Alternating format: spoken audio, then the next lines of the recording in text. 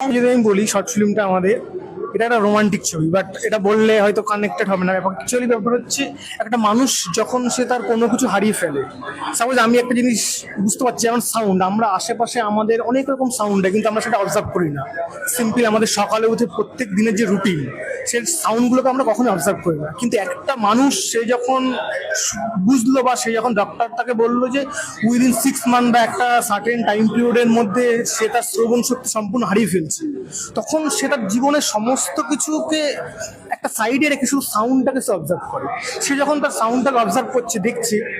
সকাল থেকে শুরু করে তার জীবনের যে গোটা সাউন্ডের যে স্ট্রাকচারটা দেখি, কোথায় যেন একটা এক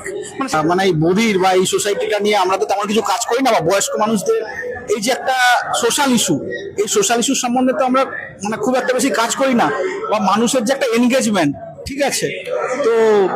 আর চারদিকের যে নেগেটিভিটি, সোসাইটির যে নেগেটিভিটি, তো তার মধ্যে মানুষ কিভাবে বাঁচবে, তো এই জিনিসটাকে তুলে ধরা একটা বয়স্ক মানুষের মানে